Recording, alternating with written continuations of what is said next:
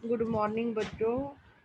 आज हम मतलब हमें भी पता है, जैसे भारत में राष्ट्रवाद आया था, तो राष्ट्रवाद लाने के लिए मतलब भारत के लोगों को भारत से प्यार हो जाए, इसके लिए भारत के जो नेता थे, जो आंदोलन कर रहे थे, उन्होंने बहुत कोशिशें की थी।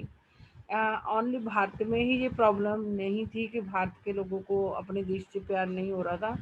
पूरे विश्व में ही ऐसी प्रॉब्लम थी कि लोगों के अंदर अपने देश से प्यार नहीं पैदा हो रहा था।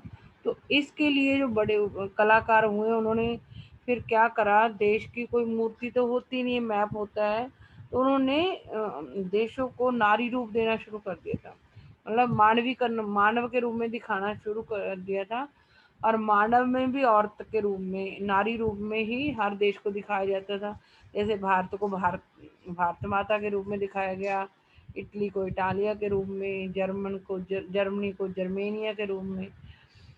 तो हम पढ़ते हैं कि अगर कोई देश का शासक होता है, चाहे राजा हो या कोई भी हो, उसका तो चित्र या मूर्ति होती है। वो खुद व्यक्ति है तो उसकी चित्र या मूर्ति बनाया जा सकता है, अगर वो अच्छा है कि लोग उससे प्यार करें। लेकिन एक राष्ट्र या देश का चेहरा नहीं होता, इसलिए लोग उससे प्यार नहीं करते थे पुराने समय। अब तो सब आ चुका है ऐसा कि लोग अपने देश को प्यार करते हैं, लेकिन पुराने समय में जब राजे होते थे, उस टाइम लोगों को अपने देश या राष्ट्र से प्यार नहीं होता था। यही सबसे बड़ी दिक्कत थी राष्ट्र राज्य बनने में। तो 18वीं सदी में 18वीं और 19वीं सदी में कलाकारों ने राष्ट्र का मानवीकरण करके इस प्रश्न को हल किया। भी शासक से तो प्यार हो जाता था, राजे से, अपने से, लेकिन जो देश होता था उससे प्यार नहीं हो पाता था। क्यों नहीं हो पाता था? क्योंकि देश का कोई चेहरा नहीं होता था। तो 18वीं और 19वीं सदी में कलाकारों ने राष्ट्र का मानवीकरण करके इस प्रश्न को हल किया। राष्ट्र का मानवीकरण का मतलब क्या होता है कि देश को इस तरीके से उसका देश का चित्र बनाया गया जैसे कि वो व्यक्ति हो। उस समय राष्ट्रों को, जिस टाइम ये प्रॉब्लम थी कि लोगों को अपने देश से प्यार नहीं होता था, ज़्यादातर देशों को या राष्ट्रों को नारी वेश में ही दिखाया जाता था।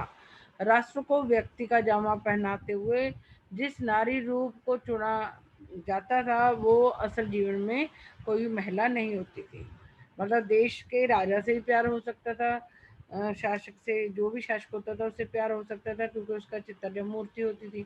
लेकिन उस समय 18वीं और 19वीं सदी में प्रॉब्लम थी कि लोगों को अपने देश से नहीं प्यार हो रहा था, क्योंकि देश का कोई चेहरा नहीं था। अठा इस समस्या का हल कलाकारों ने 18वीं और 19वीं सदी में राष्ट्र का मानवीकरण करके किया। और राष्ट्र के मानवीकरण का मतलब कि कलाकारों ने देश को इस का चित्र इस तरीके से बनाया है जैसे कि वो व्यक्ति हो। और उस समय, जिस समय ये लोगों को अपने देश से प्यार नहीं पैदा हो रहा था, उस समय राष्ट्रों या देशों को नारी वेश में प्रस्तुत किया जाता था। और जो जो राष्ट्र को जिस व्यक्ति या नारी के रूप में दिखाया जाता था, वो असल जिंदगी में नहीं होता था।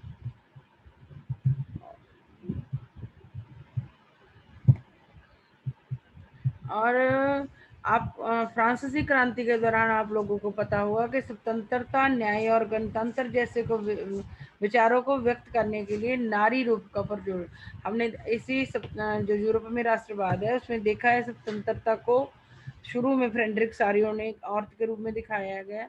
ऐसे ही फ्रांस में स्वतंत्रता, न्याय और गणतंत्र जैसे विचारों को नारी रूप में दिखाया गया। आपको याद होगा कि स्वतंत्रता का प्रतीक लाल टोपी और टूटी जंजीर है। ये भी याद रखने हैं, स्वतंत्रता के प्रतीक लाल टोपी और टूटी जंजीर है।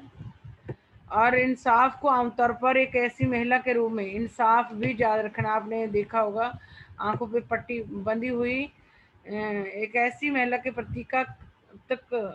प्रतीकात्मक रूप में व्यक्त किया जाता है जिसकी आंखों पर पट्टी बंधी हुई है और तराजू, और वह तराजू लिए हुए है। मतलब पुराने समय फ्रांस में स्वतंत्रता, न्याय और गणतंत्र को के जैसे विचारों को व्यक्त करने के लिए नारी रूप का प्रयोग किया जाता था। और स्वतंत्रता को दिखाने के लिए लाल टोपी और टूटी जंजीर, और इंसाफ को दिखाने के लिए एक ऐसी औरत जिसकी आंखों पर पट्टी बंधी हुई थी और हाथ में तराजू लिए हुए था, उसके रूप में दिखाया जाता था। फ्रांस का ये हो सकता है कि मारियन क्या क्या क्या किसे कहते हैं। 19वीं सदी में नारी रूपकों का आविष्कार कलाकारों ने किया, और नारी रूपक में नारी रूपकों को ही मारियान कहा जाता है फ्रांस में। ईसाई नाम नारी रूपकों का ईसाई नाम फ्रांस में क्या है, मारियान। ये क्वेश्चन आ सकता है, ये इम्पोर्टेंट है। मारियान क्या है, फ्रांस में मारियान क्या था? तो जिसने जन राष्ट्र के विचार को रेखांकित किया। फ्रांस में नारी रूपकों को बनाना का आविष्कार करने को मारियान कहा जाता था। ईसाई नाम मारियान है। नारी रूपकों का कलाकारों द्वारा आविष्कार करना, उसको मारियान कहा जाता है। और इसके मारियान के जो चिन्ह थे स्वतंत्रता और गणतंत्र के थे, लाल टोपी, तिरंगा और कलगी। मारियान के जो चिन्ह थे स्वतंत्रता और गणतंत्र के, लाल टोपी, तिरंगा, कलगी। लाल टोपी, तिरंगा, कलगी, मारियान के फ्रांस में। और मारियान एक औरत के रूप का स्टेचू होता था जिसमें लाल टोपी पहन रखी होती, तिरंगा होता था जिसके हाथ में, और कलगी होती थी। और ऐसी मारियान की प्रतिमाएं फ्रांस में सार्वजनिक चौकों पर लगाई, जहाँ पर सभी लोग निकलते थे। फ्रांस में नारी रूपक को क्या कहा जाता था, मारियान। फ्रांस में नारी रूपक को मारियान कहा जाता था। और मारियान के स्वतंत्रता और गणतंत्रता के चिन्ह लाल टोपी, तिरंगा और कलगी होते थे। और फ्रांस में मारियान की प्रतिमाएं, स्टैचूज कहाँ लगाए जाते थे, सार्वजनिक चौकों पर लगाए जाते थे, ताकि जनता को एकता के राष्ट्रीय प्रतीक की याद आती रहे और लोग उससे तादात्म्य स्थापित कर सकें। और जनता को एकता के राष्ट्रीय प्रतीक और मारियान की छवि को सिक्कों, डाक टिकटों पर भी अंकित किया गया था। मतलब ऐसी औरत का स्टैचू जिसके हाथ में लाल टोपी, तिरंगा और कलगी थी, उनको फ्रांस में सिक्कों और डाक टिकटों पर भी शो किया जाता था। मारियान नारी रूपक था फ्रांस में, तो उसमें स्वतंत्रता और गणतंत्रता के उसके चिन्ह थे, लाल टोपी, तिरंगा और कलगी। और फ्रांस के अंदर जनता को एकता के राष्ट्रीय प्रतीक के मतलब राष्ट्र के देश के प्रति प्यार भरने के लिए मारियान क्या थी, नारी रूप थी फ्रांस के अंदर, जिसको स्वतंत्रता और गणतंत्र के वो चिन्ह क्या थे, लाल टोपी, तिरंगा और कलगी।